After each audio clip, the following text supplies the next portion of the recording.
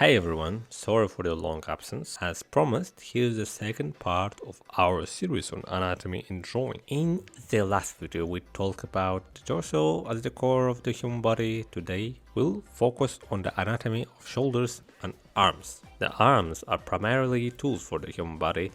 They're considered less vital compared to the torso, as a person can survive without them. They don't directly impact survival. For this reason, arm and legs bones are part of the additional skeleton. While animals use their limbs for movement, human arms evolved to serve more as tools for interacting with the world.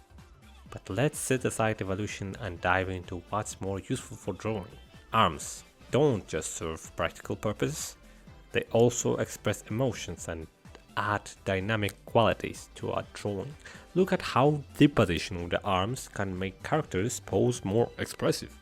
Structure of the arm and movement. When you think of arm movement, you might first imagine simple bending, but arms are actually quite complex. Throwing them in natural, accurate positions can be challenging. And I still sometimes struggle with how to position a character's arms to make them look both natural and appealing. Understanding the structure of arm bones can help avoid issues when planning out poses. So how do the arms connect to the torso? Technically, it's the scapula, shoulder blade, that links them.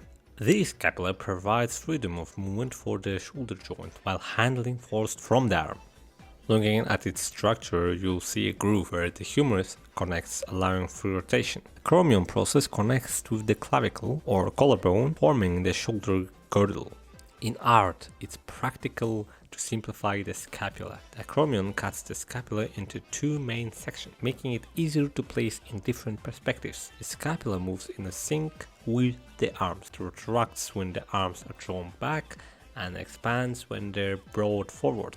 It can even rotate along its axis when the arms are raised overhead, especially visible in lean people. The clavicles or collarbones directly connect to the chest by the sternum and limit scapular movement, keeping it attached to the torso. Just be mindful, it's visibly changed depending on the person's muscle development. From the front, the clavicle may appear straight, but is actually slightly curved, like bicycle handlebars. When drawing, remember to adjust its position based on the arm placement. Now, onto the arms. Arm bones are divided into the humerus, forearm and hand. Humerus, this is the main axis of the arm. Notice the three main sections: joint at the shoulder, the outer bump near the elbow, and the part that connects to the forearm bones. When the humerus rotates, it moves around an axis to avoid hitting the acromion and restricting upper movement. Understanding shoulder movement is crucial in art. Shoulders can raise lower, retract backward, or extend forward, depending on the arm's position. Since drawing shoulders can be challenging, it's essential to understand how they move as well. When drawing characters, shoulders are often portrayed as lift up, which adds a certain appeal. Shoulders can also retract backward or extend forward. They retract when the arms are drawn back but not fully gathered behind the body, and extend forward when the arms are stretched out. Finally, there is a rotation. Shoulders rotate up and down. When they rotate up, the armpits face forward and the shoulder blades stick out a bit. When they rotate down, usually with the arms behind the back. All this easier to understand when you try these movements by yourself. And it might be a bit generalized, as everything depends on the angle and perspective, but these are the main shoulder movements. Only arm positions can vary slightly.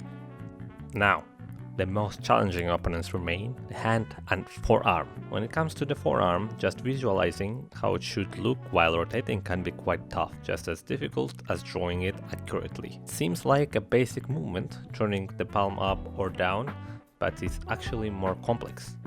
The forearm is made up of two bones, allowing for this unique motion, while also enabling regular bending. One is called the ulna, and other one is the radius. Easier to remember them as the elbow bone and the thumb side bone. The radius is always aligned with the thumb, even when rotating, while the ulna remains oriented towards the elbow. Let's look at how forearm rotation works. Remember that the ulna serves as the axis around which the radius rotates. Let's simplify how these bones look to understand their mechanics, though it's best to draw them as they actually are.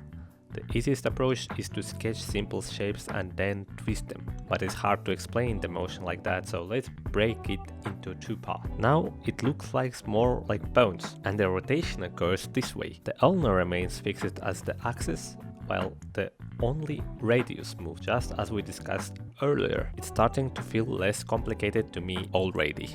Remember mentioning that the size of a ribcage differs between men and women, which can help express the character's traits. But does it affect the arms as well? I used this drawing in that video, so let's draw the arms.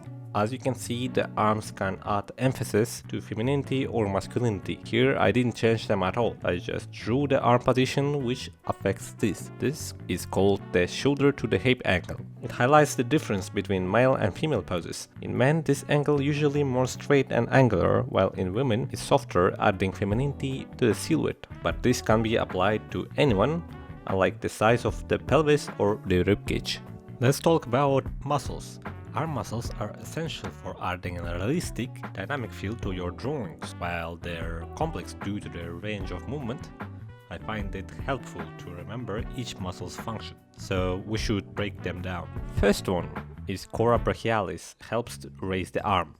It's visible just below the shoulder. Biceps, one of the most popular muscles aiding in arm bending. The brachialis muscle also lies beneath it, supporting similar functions. And brachioradialis muscle, visible on the outside of the arm, helping the biceps lift the forearm. Next is triceps, located on the back of the arm, responsible for straightening it. Deltoids. These shoulder muscles help lift the arm and sit above the pectorals. Supinator muscles enables forearm rotation mainly, and last one, forearm muscles. These control finger and wrist movements. Speaking of fingers, and the palm, the most complex part of hand anatomy, honestly. I struggle with drawing them every time and I'm amazed how easily others do it right away. But I think that's where the secret lies. It's hard to draw by constructing each part, but it gets easier to visualize the hand's pose and as a whole, and drawing it by relying on trained visual and muscle memory. In other words, the opposite of what we've been doing so far, so I'll say it right away. It's best to practice drawing hands using a lot of reference, but we still need to understand the structure of the palm, of course. If we simplify the palm this much, here is the range of motions it has. The hand skeleton looks like this if you separate the thumb from the other fingers, and the fingers' length differ from each other, fingers, palm and wrist. The wrist has many bones, which I don't think you necessarily need to know, at least it doesn't help me much in drawing the hand. There are 8 of them. They're arranged in arc shape, it's not flat. That is really all you need to know about it. The palm bones are also arranged in arch, and they aren't the knuckles of the fists. The knuckles are the first part of the finger bones. When it comes to the thumb, it's the shortest and also the biggest finger on the hand. Unlike the 4 other fingers, it has 2 bones in length, while others have 3. It might be the most important finger, as it allows us to grip things and it's positioned in opposition to other fingers. You can build up a hand like this.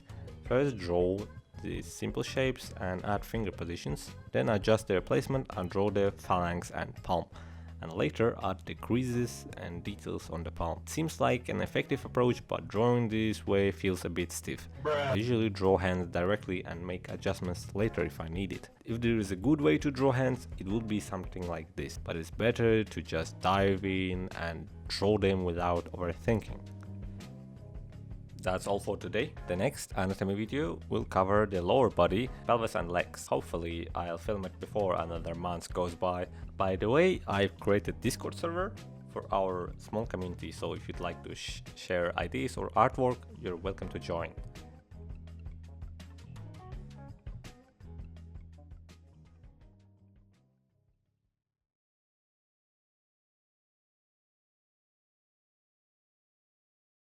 Yeah, I'm not gonna work my ass off on the freaking ending of the video because no one will see it. Anyway, yeah.